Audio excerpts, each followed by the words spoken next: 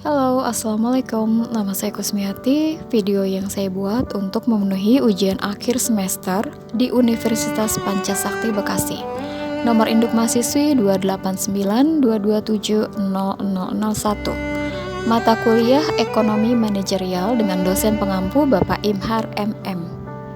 Pada video kali ini, saya akan menjelaskan mengenai kebijakan bisnis. Kebijakan bisnis adalah pedoman yang dikembangkan oleh organisasi untuk mengatur tindakannya.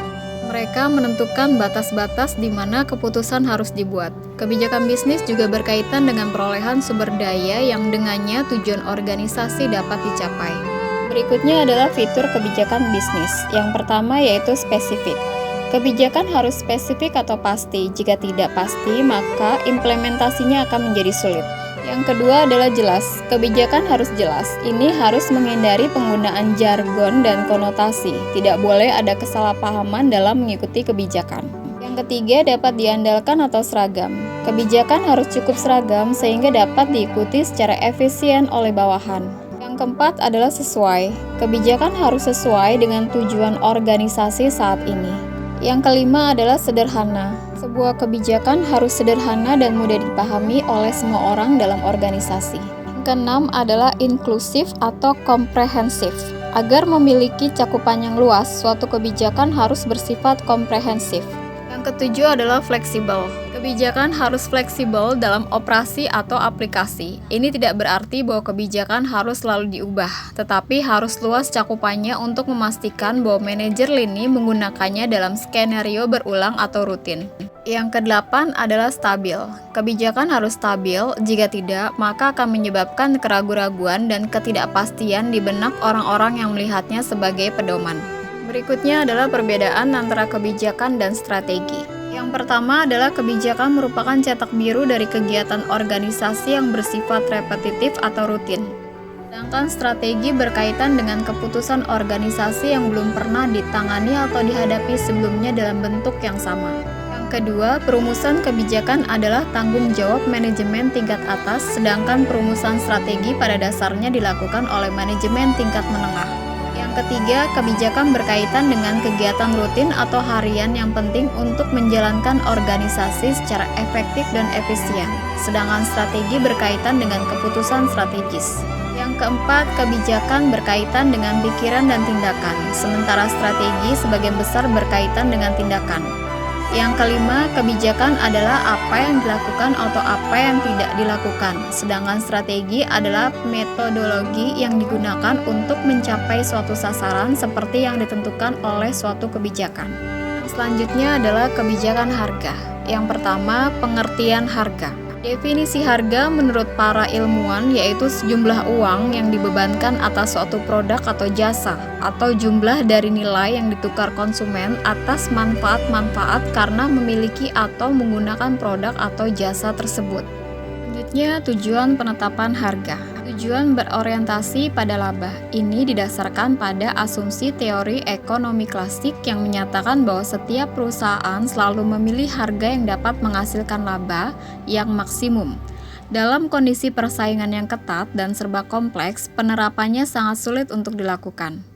Kemudian tujuan berorientasi pada volume. Tujuan ini berorientasi pada volume di mana harga ditetapkan sedemikian rupa agar dapat mencapai target volume penjualan ataupun untuk menguasai pangsa pasar. Misalnya biaya operasional pemasangan jalur telepon untuk satu rumah jauh dengan biaya pemasangan untuk 5 rumah. Ketiga, tujuan berorientasi pada citra. Perusahaan dapat menetapkan harga tinggi untuk membentuk atau mempertahankan citra perusahaan. Sebaliknya, harga rendah dapat dipergunakan untuk membentuk citra nilai tertentu. Tujuan stabilisasi harga. Tujuan stabilisasi harga dilakukan dengan jalan menetapkan harga untuk mempertahankan hubungan yang stabil antara harga suatu perusahaan dan harga pemimpin industri. Yang kedua, ada konsep dan peranan harga. Penetapan harga merupakan salah satu keputusan terpenting dalam pemasaran. Harga merupakan satu-satunya unsur bauran pemasaran yang mendatangkan pemasukan atau pendapatan bagi perusahaan. Sedangkan ketiga unsur lainnya yaitu produk, distribusi, dan promosi menyebabkan timbulnya biaya atau pengeluaran. Di samping itu, harga merupakan unsur bauran pemasaran yang bersifat fleksibel, artinya dapat diubah dengan cepat. Harga merupakan komponen yang berpengaruh langsung terhadap laba perusahaan. Hal ini terlihat jelas pada persamaan berikut. Laba sama dengan pendapatan total dikurangi biaya total atau harga per unit dikali kuantitas yang terjual dikurangi biaya total.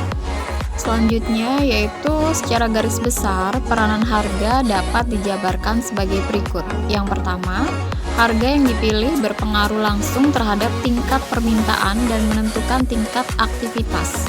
Harga yang terlampau mahal atau sebaliknya terlalu murah berpotensi menghambat pengembangan produk. Oleh karena itu, pengukuran sensitivitas harga amat penting dilakukan.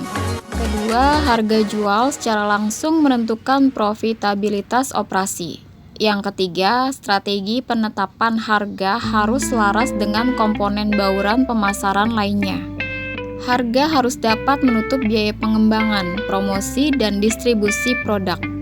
Yang keempat, berkurangnya daya beli di sejumlah kawasan dunia berdampak pada semakin tingginya sensitivitas harga yang pada gilirannya memperkuat peranan harga sebagai instrumen pendorong penjualan dan pangsa pasar. Sementara itu, dari sudut pandang konsumen, harga seringkali digunakan sebagai indikator nilai bila mana harga tersebut dihubungkan dengan manfaat yang dirasakan atas suatu barang atau jasa. Nilai atau value dapat didefinisikan sebagai rasio antara manfaat yang dirasakan terhadap harga atau dapat dirumuskan sebagai berikut. Nilai sama dengan manfaat yang dirasakan dibagi harga. Dengan demikian, dapat disimpulkan bahwa pada tingkat harga tertentu, bila manfaat yang dirasakan konsumen meningkat, maka nilainya akan meningkat pula. Demikian pula sebaliknya, pada tingkat harga tertentu, nilai suatu barang atau jasa akan meningkat seiring dengan meningkatnya manfaat yang dirasakan. Demikian presentasi dari saya, kurang lebihnya mohon maaf. Wassalamualaikum warahmatullahi wabarakatuh.